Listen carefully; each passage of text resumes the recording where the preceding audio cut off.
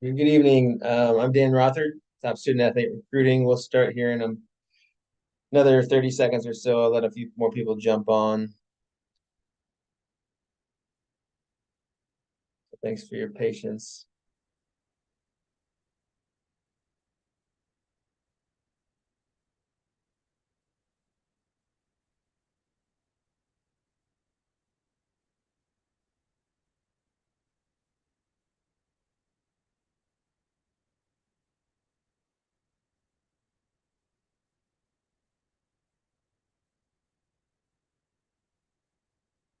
All right. Well, thank you for joining me tonight. Again, I'm Dan Rothard, top student athlete recruiting. We're going to talk about the this week's Illinois Senior All-Star Classic. Um, I'm excited to co-host the event with the Illinois High School Soccer Coaches Association. Um, the event has been around a very long time. And just to give you a little history of it,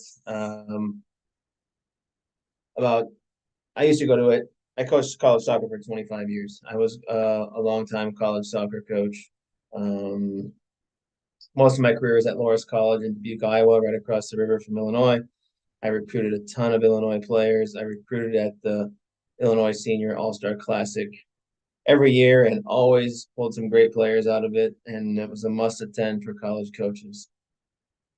10 years or so ago, it started to fizzle out a little bit. Other events came up on the weekends. It was a Saturday event. It was indoors. It was hard to see things that you needed to see at an outdoor field and things like that, full 11 on 11. And the pandemic hit then eventually. All right. So it kind of died out. And then the pandemic hit and really kind of killed it. And so I got out of coaching about 4 years ago, started this top student athlete recruiting. And one of my first orders of business was talking with the Illinois Coaches Association. I want to help kids get recruited. One of the things was have this event again, and so I used my expertise and combined it with their um, connections with kids and coaches, and we started this great event. Last year we had 120 or 110 players, about 50 college coaches. This year we already have 130 players. We're full at capacity and we have over 60 college coaches going to be at the event. So we're pretty excited. A great opportunity, great odds to get recruited. 60 college coaches, and we have levels for everybody from Division I to junior college. We'll be in attendance, so it's a great event. Top student athlete recruiting. What I do for a living is I help soccer players specifically connect with college coaches. I use my experience and my connections to help target the right fit opportunities, to help them connect with coaches by, see myself kind of as an agent in a lot of ways. I call college coaches on their behalf and open the door and things like that, but also a project manager helping the student athlete and their families through all the confusion. There's a lot of things out there that I think I'm not a big fan of, including camps, right? And events and things like that. This event is special because the number of college coaches that attend it. And the reason they attend it is because you have to be a great player to go. You have to have been honored. Most ID camps don't have that kind of filter on it. We can only do that because of seniors that have used up their eligibility for high school. That's the only reason we can do it that way. So it's pretty special. So you should be excited to be a part of it. I'm assuming that if you're on this webinar, you're looking to be recruited. You haven't been recruited yet. You don't have options yet. We're going to talk a little bit about that um, and make sure you're doing everything you need to do to make sure have those opportunities. But again, you know, my job on a daily basis is to help people I work with connect with college coaches, open doors, use my experience and connections to do that, help them save money on college by knowing how to get the best offers, on how to leverage offers, knowing what to ask, those types of things, and then making sure that they're doing the right things to kind of move up the list because there's a list of kids that all want to go to play at every school, and you need to move up the radar at those schools. So I know it's short notice. I sent out a list of some of the college coaches that are going to be in attendance. There's going to be more. I promise you that not every coach signs up in advance. I was notorious for it because I maybe didn't know until the day before if I could make it happen. But if you do have a chance, I know it's only 2 days away, and the event is Tuesday night. Um, if you have a chance to send out a couple emails to a couple coaches to say, "Hey, I'm playing in this event. I'd love for you to watch me play and see if I might be a good fit for your college." Doesn't have to be long, short and sweet. Let them know. That gives them a little bit of onus to watch you at the event. Um, and maybe that moves you up their list, or you do really well on the night and they want to recruit you. Those things can happen. So I encourage you to do that. I don't sit here and don't send a mass email out. Don't send it to all 60 coaches. You got to be targeted. If you really want to get responses, be specific with a coach. Tell them, look at their schedule, look at their season. Some teams might still be playing. Their coaches aren't really going to be paying a whole lot of attention to it. To the recruiting side of things, they might be sending an assistant coach, but make sure that they know that they're still playing. You need to be very precise with them. You can't just throw blanket emails out; they'll never get read. Um, but this is a celebration of your senior year, celebration of your career as a high school soccer player. We're going to honor you. You're going to show up at the event, and we're going to, set you up. We're going to get you a jersey. You're going to wear the jersey for the night. It's got numbers front and back, so you can coaches can identify you and stuff like that. We're going to announce every player that's playing. And it should be a really high level of play with some really good players around you. We're also it's a recruiting event, right? So college coaches are watching you. They're evaluating if you might be a player for them. If you are committed, please let me know. Probably wouldn't be on this webinar if you are, but if you are, please let me know. Um, our coaches are going to do their best to get you on the field in your top position. Um, you might be playing out of position to start, or you might have to based on situations. It's a process, right? We have a lot of kids on a team, and we're trying to make sure we have the right amount of defenders and midfielders and forwards, and we can't just randomly stick you on a team. We have to kind of organize it a little bit. So it does take time and energy to do that. But our coaches have been instructed to try to get you in your preferred positions. That being said, if you don't play your preferred position from the get go, the second time around, make sure you tell your coach. They've been instructed that they're going to try their best to get you in a preferred position on the field so that you can show, your best stuff to college coaches. You're also going to get asked probably to play out of position. Um, uh, be good with that. Coaches want players who are versatile. Coaches want players that can do multiple things. It shouldn't be extremely out of position. If you're a true forward, you never played defense, we're not going to make you play defense, those types of things. But maybe you're a center forward, you're going to ask to play on the right or something like that. That might happen, but we'll try our best to get you in the right position. But don't be afraid to advocate for yourself and ask about it. So that's important in the process because we want to get you seen by as many coaches in the right positions as possible. Some other things to think about. Make sure you get to know the people on your team. When you show up, don't just hide in the corner, right? Like you have to be proactive. It's an awkward environment. You might not know anybody or know very few people. Just like maybe a teammate or two or somebody from your club or something like that. You may not know anybody. That's okay. You need to be proactive, make a friend or two, get to know people's names on your team and try to get as comfortable as possible. Because when you're getting recruited, you're going to go out there and play. You're going to have to try to be as comfortable as possible in a very short amount of time. All right. So, we anticipate, or we'd like you to get there 45 minutes in advance so you can warm up and be dressed and ready to go. But as you're warming up, try to get to know as many names as possible. It also matters because communication on the field is key, right? Coaches obviously recruit athleticism, first touch, vision, soccer IQ, those types of things. But a player that communicates moves up coaches' lists.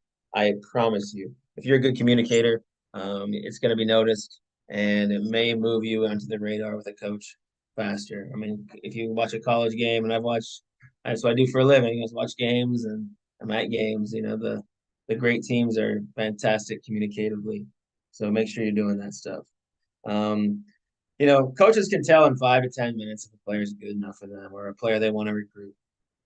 They watch those little things, right? So you need to get comfortable fast so that if those 5 to 10 minutes that you're in and they see you, they might be like, oh yeah, that's a player I really like. Um, I want to talk to them more. I want to learn more. I want to see them play more. I want to recruit them, whatever it might be. Um, so just understand that. After the game, you're going to be able to stick around for a bit. We have a designated area where coaches and players can meet. I'll point it out to you at the event, before and after your game. But wear your jersey penny over there. It's a numbered penny.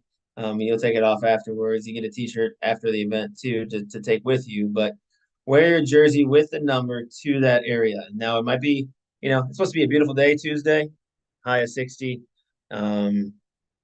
But for the night games, it's going to get chilly, right? But put your jacket on and make sure coaches can see your number. Maybe put the penny over your jacket. Find a way to do that because honestly, like these coaches have seen you for 80 minutes. They may not know what your face looks like up close. And you put a jacket on over your penny, they're not going to know who you are. I'll remind you about this on Tuesday. All right. But they might be like, oh, I want to talk to number 10 on green. And then they go over there and they can't find number 10 on green. Now, not every coach is going to go to the meeting area. Some coaches don't believe in that. Some coaches will just call you later if they're interested. Some coaches might not be interested. Some are ready to watch the next game, and that's fine too. But if you are over there, don't be afraid to go up to a coach and talk to them personally. If it's a coach you want to talk to, but also expect that a coach might track you down and try to chat with you a little bit, depending on those types of things. You might already have a plan to meet with a coach there. I know a couple people that have talked to me about that already do. So understand that. Then on your way out the door, you drop your penny off, and then you'll be good to go. I will be recording the event on VO. I will send it out to you and to college coaches around the Midwest. But if you're interested in, pulling clips from it or sending it out to coaches on your own because you played great, you can certainly do that. It will not be live streamed, unfortunately, but we will have a video the next day you can send out to coaches if you so choose to. So, that's definitely, something that you can keep and share with coaches and things like that, or like I said, make highlight video out of it or use it to part of your highlight video. If there's questions about any of this or at the end, you can certainly ask about that. But right now I'm going to jump into a little presentation. But before I do that, I'd like to, if you want to ask any questions about these events specifically, you can put questions in the Q&A in the chat at the bottom of your Zoom here, and I'll answer those. Otherwise, I'll move on into the presentation and I'll get back to those at the end. But you can type those in into that area, and I'll answer those here momentarily or at the end of the presentation.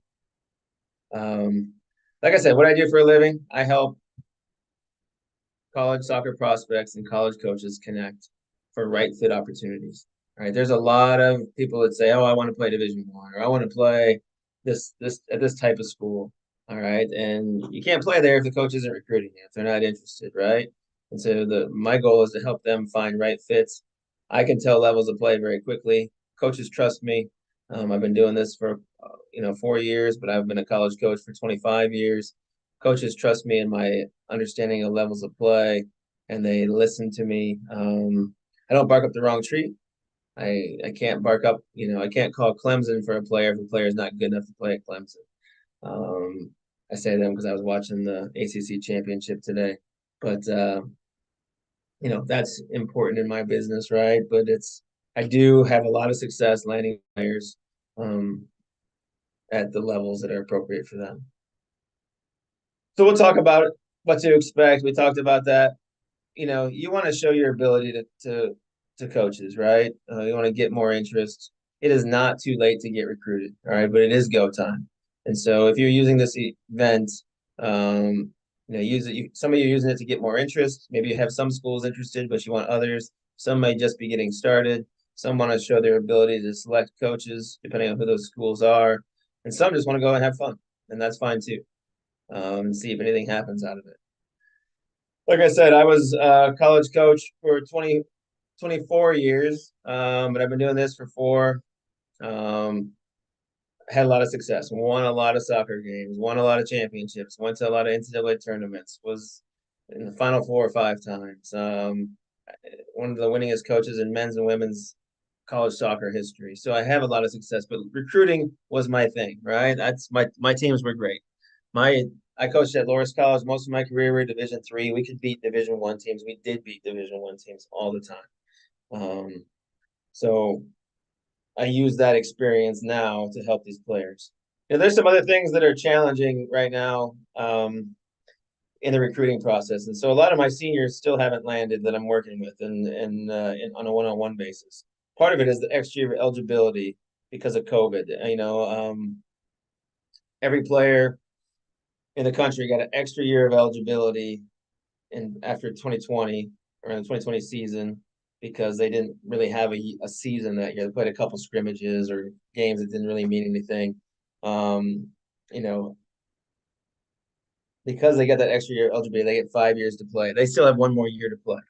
There's one more year left in that situation. So roster spots are harder to come by. Also, because of that, the transfer portal has become a really big thing. The transfer portal started, about 10 years ago, but it's become this crazy situation. I had a player call me today that wants to go in the transfer portal at Division I school. Kids can go, they can transfer without being punished. They don't have to sit out a year or anything like that anymore. And there's a lot more transferring going on. And so coaches are looking at Division I athletes first. All right. They're looking at, hey, can I get a transfer from another Division I to come play for me, or a transfer from another college to come play for me and get a 21, 22-year-old player with experience versus going after a 17, 18-year-old freshman. But one door opens, one door closes, right? So I'm seeing, one player transfers out of one school. Now there might be an opening for an incoming freshman at a different school. Those things can happen all the time. So I'm seeing just recruiting sometimes at the Division I level can be a little bit later. Some of my seniors are landing, December, January, February, because they're waiting it out. But the first contacts they're getting is usually Division III schools and NAIA schools and things like that. But those are still great opportunities. I actually think sometimes they're better opportunities depending on what you're looking for. I was just watching a game on the internet tonight where one of the clients I worked with last year, he's a freshman at a Division III school. He just scored the game-winning goal tonight in the second round of the NCAA tournament. He had 3 Division I offers, 1 Division III offer. He chose the Division III school. It was a better fit for him academically. It was a better fit for him financially, and he got to play right away and make a big difference. Whereas if he goes to Division I school, he was going to sit on the bench. He didn't start every game, but he makes a big impact, and he just scored the game-winning goal in the NCAA tournament. There's nothing wrong with that. So let's talk about scholarships. Soccer scholarships are usually partial. A full ride is really, really rare, almost never, I should say. Most players that play Division I are still playing a pretty hefty amount. Like I said, that player I was working with, he had 3 Division I offers. The best offer he got was a Division III school. All right, believe that. That's some people think that's hard to believe. That's the truth. You should not be saying you need an athletic scholarship. Rather, find the best value on college. Use ways to get other monies out of some of these places that say they don't offer athletic money. And because soccer scholarships are usually partial, grades are really important. So if you're in a situation where you can boost your GPA a little bit here, even this semester, it might help you get more money at colleges. So let's talk about it. There's 204 Division I schools, 9.9 scholarships at a Division I is the max they can give. There are some that only give 4 scholarships. There's one Division I that only gives 1 scholarship out. Now, it doesn't mean they can give one person a scholarship. the coach divides that money up amongst the team. So if 9.9 scholarships are given out, let's just say 10. I don't know why the NCAA uses that number. And they have 30 players on the roster. It's about a third scholarship per player if it was spread out across the team. No, that's not the case. One player might be getting 75%. One player might be getting 25%. One player might be getting zero. There's a lot of players on teams who are getting zero athletic money at Division I. I promise you that. They're walk-on. They call them walk-ons, but they're preferred walk-ons. They were recruited. They just aren't getting money. And typically, your money goes up. They promise you more money as you get older and you prove yourself. So freshman year might come in 60% of scholarships. Sophomore year, get 70%. Junior, and senior year, get 80%. Something like that. That's pretty common. You know, and it grows as you get older and stuff like that. Or maybe it starts off at 25%, and then by the time you're a senior, you get 50%. That's also pretty common. But some schools you can add on the soccer money to your academic money, and you could get a full ride between the two, but it's not always just soccer money. But it's pretty rare. Even the best players I work with are still paying a pretty good amount of money to play Division I. I promise you. And like I said, sometimes you can find a better deal at Division III. Division II, there's 200 schools playing. There's now up to 9 scholarships.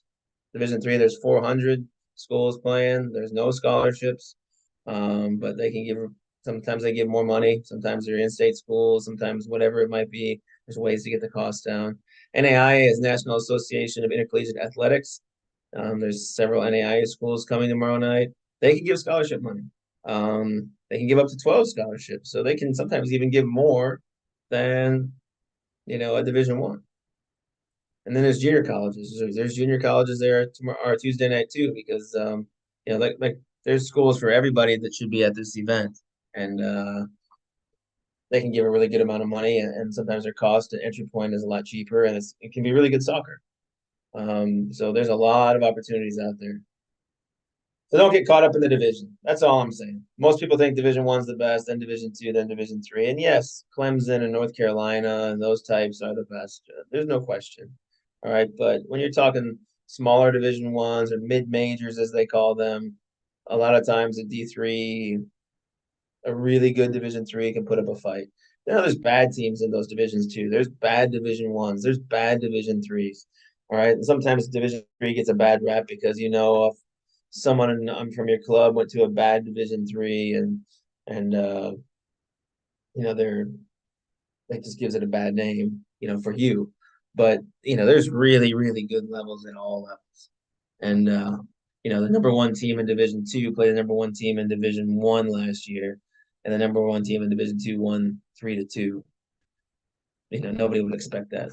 So all right, so some people expect if you're good enough, coaches are going to find you. That's not the case. You need to be reaching out to coaches. I think after the event, send out a couple emails potentially tomorrow. Let coaches know you're playing. But after the event, do a follow-up with a few coaches, see if they're interested. Try to get your name out there a little bit more. College coaches, they pay attention to prospects they have connections with. When they go to events, when they go to showcases, when they go to camps, they go watch kids they know about. If they know about you going into tomorrow or Tuesday, they might watch you a little more specifically when they're watching a game. It's hard to watch 22 players play the same game, see what that individual player is doing on and off the ball. But if you're sitting there focused on just a couple kids, it's a lot easier to watch. So coaches do that. We'll talk quickly about the 5 major mistakes in recruiting. I got a little video that I love to share that I made. It's pretty funny. Have a listen. Oh, it might not go here. Give me 1 second. I gotta reshare it. I gotta share the sound.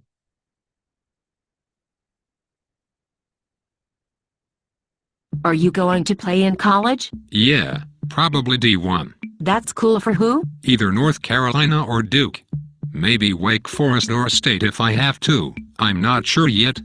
Are those coaches at the game today? I don't know. I haven't talked to them yet. I'm only a junior. So how do you know you can play for them? They all sent me letters asking me to come to their camp so they could get a better look at me. So they definitely want me. That sounds stupid. They probably just want you to come to their camp. Plus my coach said it's an NCAA dead period and they can't recruit me until after July 1st prior to my senior year. That's stupid too. Of course they can recruit you. I have friends who are sophomores and are committed to schools already. I'm not worried about it. My dad's buddy said I can play D1 for sure. You are a tool. Did you even send them video? No, I don't have any. I think my coach was going to get some and sent to some schools randomly. That's a pretty stupid idea. I heard they get a lot of tapes sent to them. I'm not worried. I was all conference. You are a tool. Don't you think most kids who want to play in college were all conference in high school?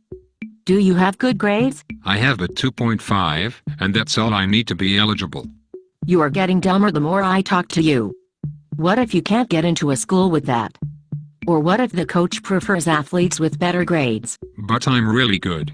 My mom says so. Your mom is stupid too. Don't you even want to look at D2 and D3 schools? I heard they suck. I'm pretty sure I could play at any D2 school that I wanted to. You suck. You know there are like 15,000 high schools and 1,000 colleges, so only the best players in the country can play D1. Have you ever been to a D2 or D3 game? No, they suck. You suck. I still laugh about it, and I made that, and I watched it a million times, right? I think it's Are you going? comedy, pretty funny. Just gotta make sure you're targeting the right schools, right? That kid's targeting the wrong schools, or not casting a wide enough net. Maybe he's good enough. Who knows? All right, but athletically, everybody wants to play Division 1, but maybe they don't even know what that is. All right, many prospects overshoot in the process. Just don't overshoot it. If you're gonna reach out to Division 1s, reach out to Division 2, Division 3. Maybe if junior college is the right fit for you. Those things matter. Academically, make sure you choose schools that fit your profile. Don't reach out to Harvard if you can't get into Harvard.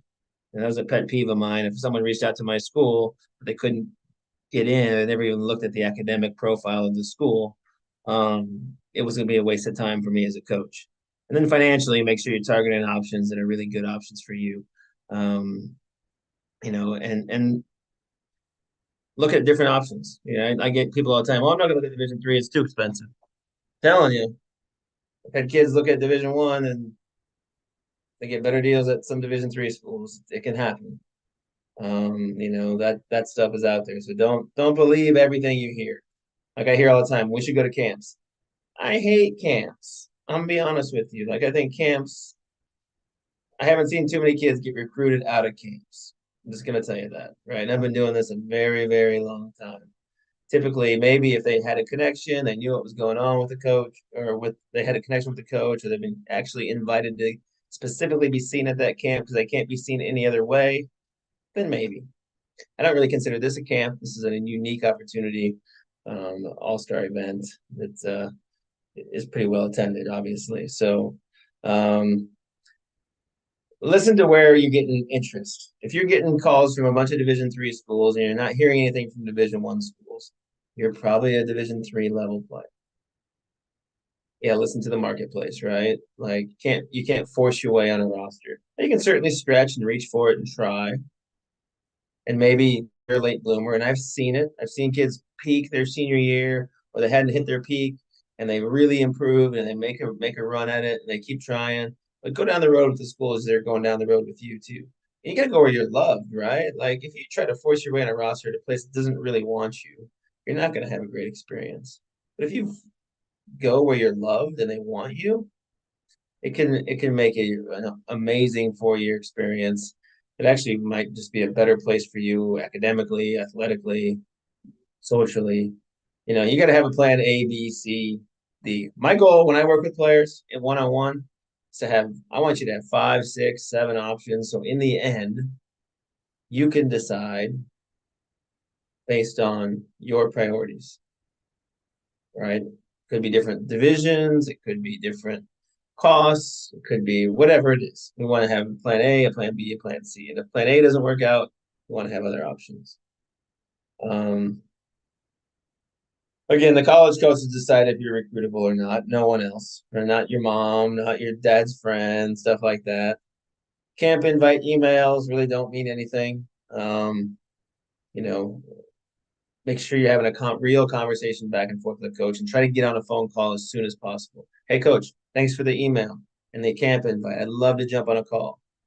All right. If they don't respond to you after a couple of times, then they're probably just trying to get you to come to their camp and make some money off you. All right. I think camps are a big money grab in a lot of ways. So, and we want to make sure, even these awards, you got a ton of awards, you're playing in this event. Awards and accolades don't mean you're going to get recruited. Just because you're all state doesn't mean you're going to get recruited. And all state might mean one thing coming from one section and one thing coming from another section, if I'm being totally truthful, right? Or one part of the state or versus another.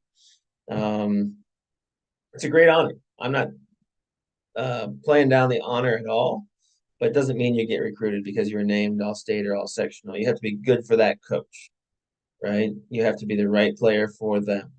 I've seen plenty of kids who were all state who didn't get recruited by the places they thought they were gonna. And I've seen plenty of kids who weren't honored on their team and they were ended up being great players in the college level, right? Um, so what should you do at I say camp here because I'd use that for camps if they do go to a camp, but what should you do at the Senior All-Star Classic? Don't try to do too much. You're playing with new players. It's a challenge. Don't be a ball hog and show off. All right. Be vocal. Be a leader on the field. Coaches look for that. All right. Introduce yourself to those on your team. Try to know names. Don't hide in the corner. It can be awkward, but have fun. Have fun. Get to know some people and enjoy it.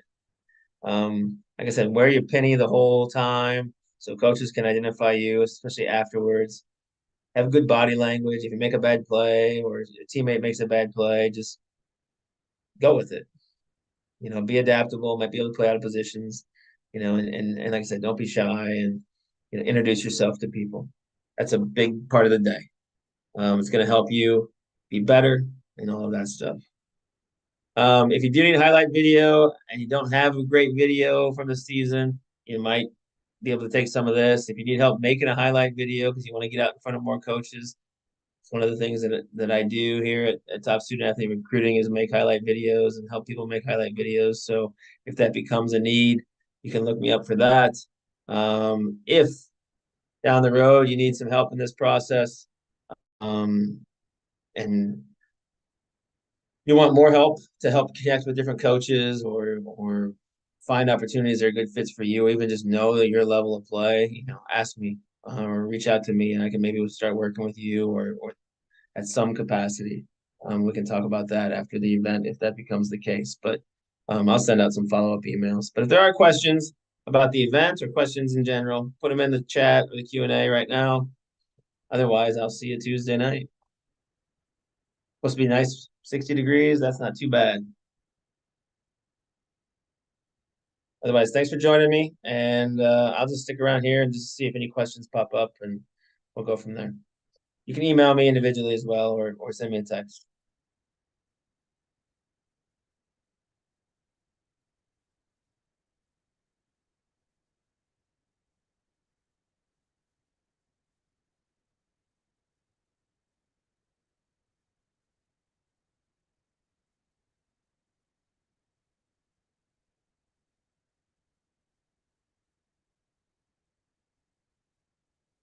All right. Thank you again. Signing off.